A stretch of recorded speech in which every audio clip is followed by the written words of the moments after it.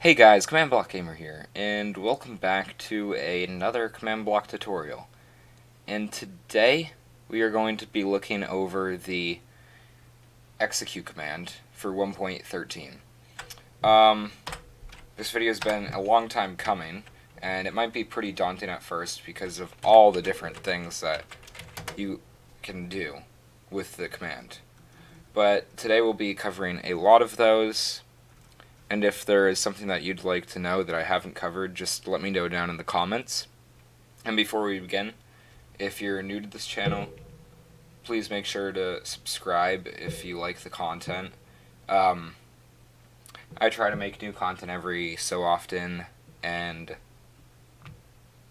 yeah, basically that's it.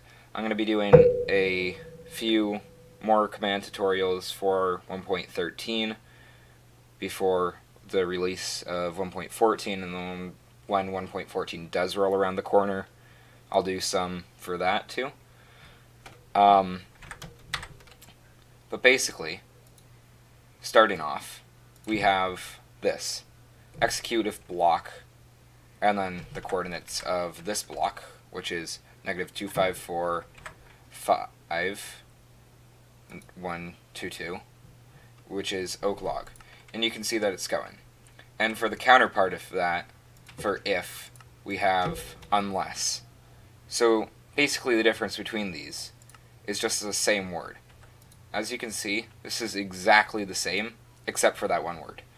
So if I were to change unless to if, as you can see everything still works, and that suddenly lights up. But what's the difference? What does it do? And the easiest way to explain that is by removing this wood. And you can see it flip-flops between them. So it's kind of self-explanatory in the name. If it's going to execute unless that certain block is wood. It only can be wood. It can't be grass. It can't be air. It can't be cobblestone over here. It has to be an oak log, and then that's gonna, if that is an oak log, then this is gonna fire. So that's basically test for block. And now if you want to test for what's under a player's feet, you can use this. So you're executing at the coordinates of the player and looking under their feet for a gold block. So if I were to step on this, as you can see, that lights up. And I can do this absolutely anywhere, here, over here somewhere, and that's still going to light up. So that's how that works. And then this is, for instance, like, it's the same thing, just if, like, a furnace is lit, for instance. So if I were to take this and stand right in front of the furnace, facing south of it, then that would light up. So that is that. You can do a lot of stuff with that, actually. Like, I made, in 1.12, I know this is 1.13, but I made ice skates so that ice broke if you weren't wearing certain boots. So you could do something like that.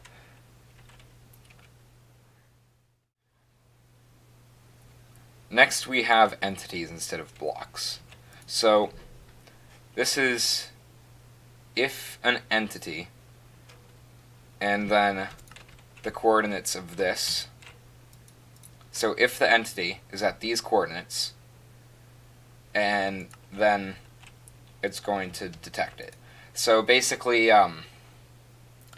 have to put in the ... one, or it's going to be, it's just not going to work. So, because that's like, yeah. So, and if you do that, then it's going, this is what I have here.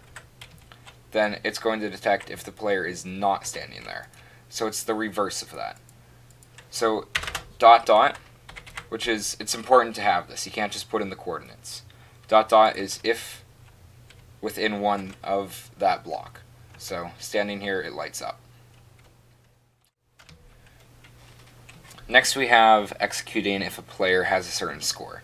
So the way you do this is let's just give myself a scoreboard. So this is distance, so how much I sprint.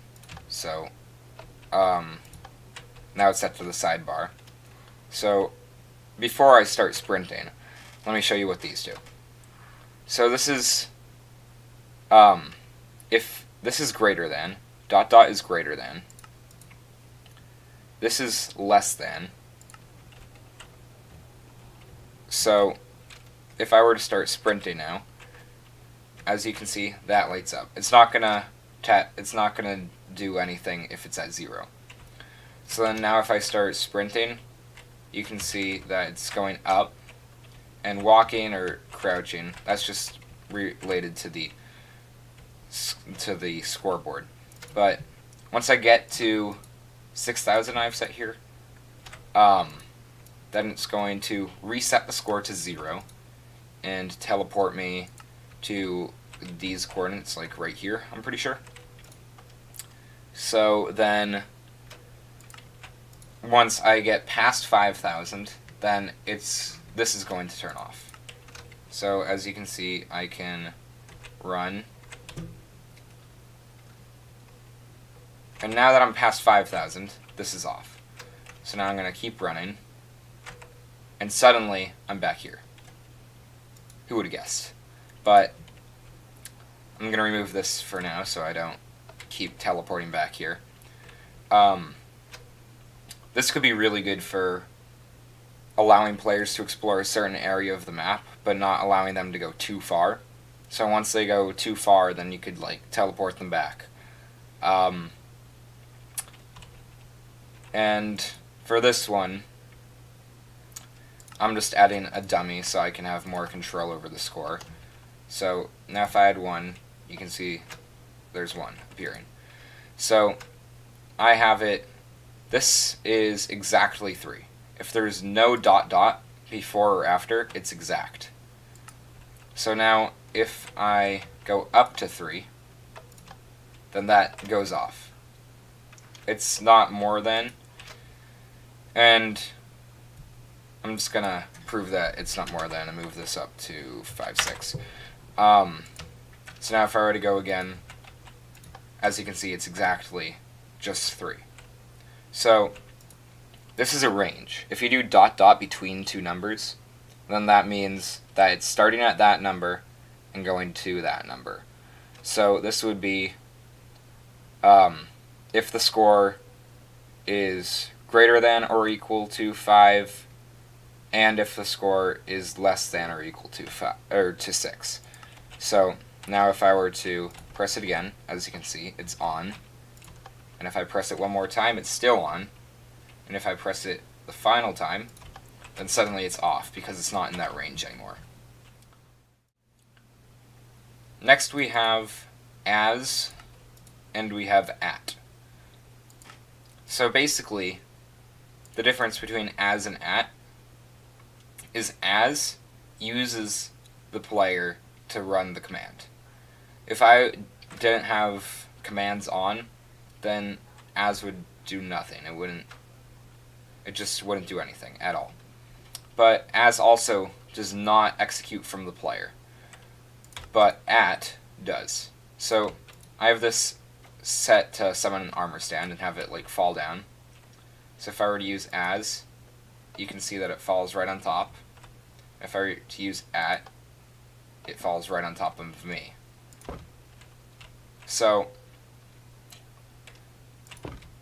this is like a lot more effective for teleporting players relative to themselves or summoning entities relative to the player. And this you could use just to run something as a player, right? Lastly, we have just using coordinates and distance. So what I've done is I've used a tag.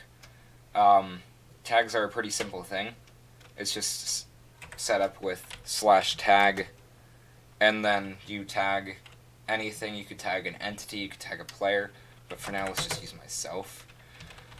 And then I can add any tag. I'll say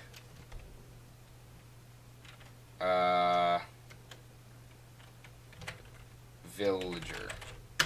So it's just some random tag. And now if I do tag list, or tag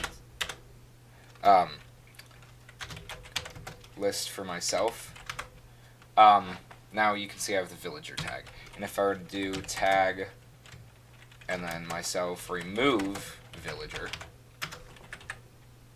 I don't have any tags anymore. So what I've done here is, this is a tag. So this is a command block testing if I'm within 50 blocks of a center point of the village, like right over there. So what it does is then, if I am within that center point, it's going to add the tag in village. And if I am not, then it's going to remove the tag in village.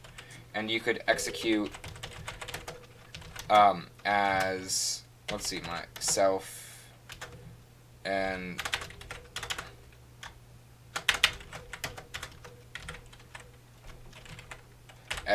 if I have the tag in village, run, so TP, and as you can see, nothing happens. So that's a way to limit the players. So as you can see in the bottom there, it says added tag in village to command MC. So if I do tag command MC list, now I have the tag in village. So now if I were to use the same command, I would be teleported one block up.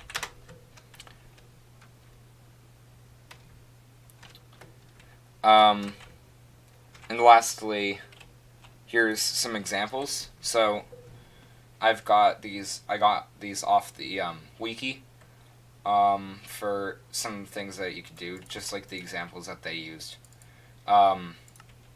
These all use @ and basically, so this is set to spawn or to summon lightning on any zombie anywhere. So if I were just to go along and summon some zombies, and now I were to use that, every single zombie in the world got struck by lightning. And I can eliminate the zombies using that. And now since there's no more zombies in the world, there's no more lightning. And this is only for if they are standing on sand. So what I can now do is, so if the block underneath the zombie is sand, then you run summon lightning bolt. So it's executing at them and under them. So now if I were to spawn some zombies inside here, and one guy outside here, it's funny that he's baby. Just another show that it's not just babies. So now if I were to do that, all the ones inside, I should have got rid of fire tick, but all the ones on there got struck by lightning. The ones that escaped and are going for the villagers didn't get struck by lightning. So now all the villagers are safe once again. But this one, at the nearest player, summons 10 creepers. So limit can allow just like 10 to be spawned. If I were to bump this up to 11, then 11 would be spawned. If I were to bump it down to 1, then only 1 would be spawned. But if I do that, now there's 10 creepers right here. Deadly explosion for anyone in survival.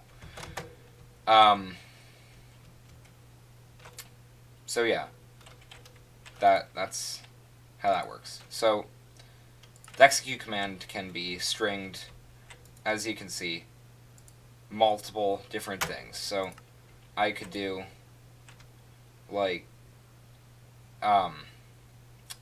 executing at and a limit of creepers and summoning all in one command. So this is a lot more efficient than it was in update 1.12, because you might need to use a ton of commands.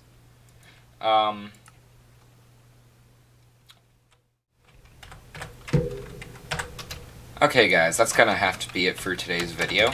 Thank you for watching, and as I said earlier, make sure to like if you enjoyed the video, and make sure to subscribe if you're enjoying my content, so I can know what content is, if I'm making good content or not. And also, as I said, if you have any suggestions for what I should cover, or things that I may have missed that you want me to tell you, you can just ask me in the comments or make suggestions for future videos, and I will get back to you. But anyways, thanks for watching the video, and I'm out. See you guys.